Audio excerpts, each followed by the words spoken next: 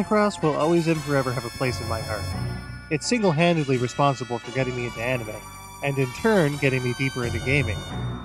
In its heyday, Macross was also a huge cross-promotional machine. Anyone familiar with Macross knows that music is an integral part of the series. As a result, you had stuff like toys being packaged in with albums from the anime soundtrack. Not surprisingly, there were also games developed for various consoles based on Macross as well. I had played the Famicom version of the Macross game on a 51-in-1 cartridge, and it wasn't especially great. Thankfully, things got better with the awesome Scrambled Valkyrie on the Super Famicom. As far as Macross games go, this one is definitely one of the best, even if it's not especially technical. But a lack of technical elements doesn't exactly mean it's shallow. After all, it didn't reach fan-favorite status for nothing. And it's easy to see why once you see the features that are incorporated into this game.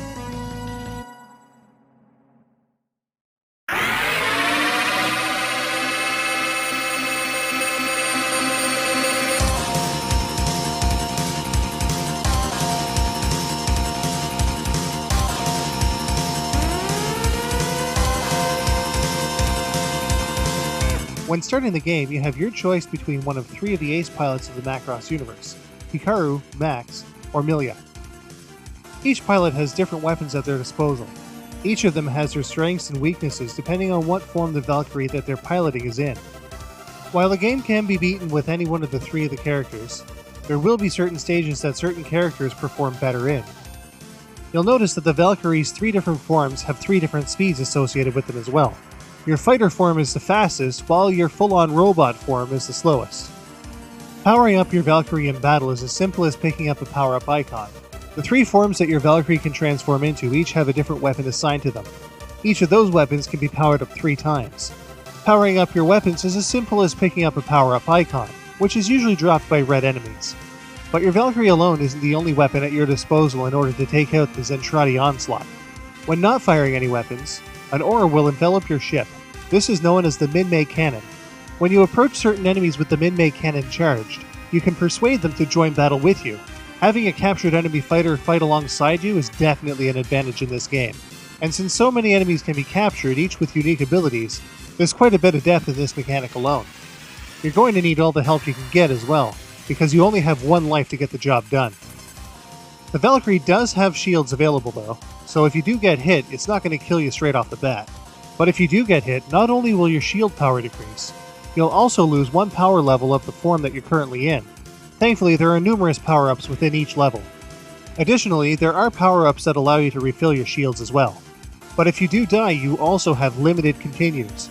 Additionally, if you do continue, you'll find yourself at the very beginning of the stage you were last on. The upside to this is that you can select your character for one that might be better suited for that level. Collecting hidden UN spacey symbols will give you a point bonus and an extra continue, which is really handy. When it's all said and done, the gameplay is actually extremely balanced because of all of these factors. And while it is very challenging, it's also very rewarding as well. After all, making it through the entire game on just 1 life is quite the feat. With a bit of memorization though, it's still more than possible, and that alone demonstrates the sheer playability of this game.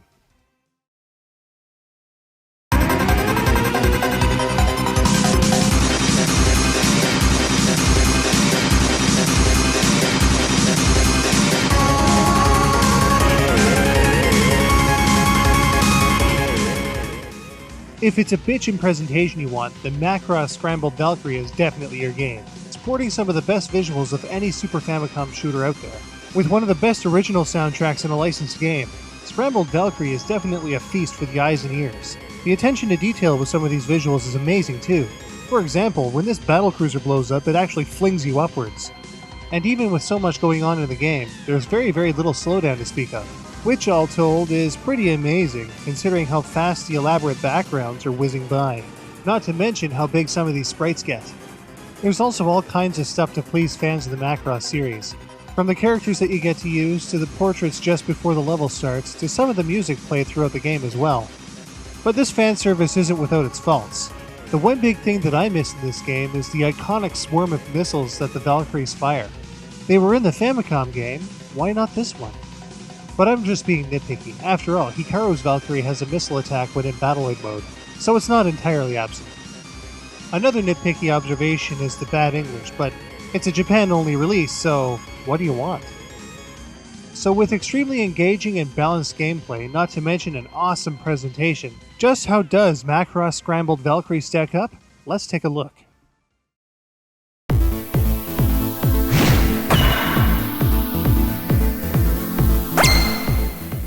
If you couldn't tell already, I really like Macross Scrambled Valkyrie. With the press of a button, you can switch your Valkyrie's form and adapt to any situation, no matter which character you choose. And the speed at which all three of your Valkyrie's forms move feels perfect. Since only 2 face buttons are used at any given time, it's very easy to get the hang of things.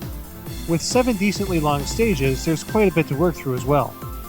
On the challenge side of things, Macross Scrambled Valkyrie is actually very tough. With only 1 life to work with and limited continues, it takes quite a bit of practice to get through the stages unscathed. Stage memorization is the name of the game though, so if you can do that, you should be able to succeed. On the visual and sound front, Scrambled Valkyrie is an instant winner, with extremely polished visuals and a soundtrack that matches the action perfectly. Finally, on the ingenuity front, Scrambled Valkyrie gets top marks for its ship diversity and the ability to get enemy ships to fight on your side. Fans of Macross should definitely take note, and if you're able to play Super Famicom games, this is one game you should not be without. Depending how complete you want your copy, you'll spend anywhere from $16 to $60. But no matter the price you pay, this is one game that's worth every penny you pay and every second you play.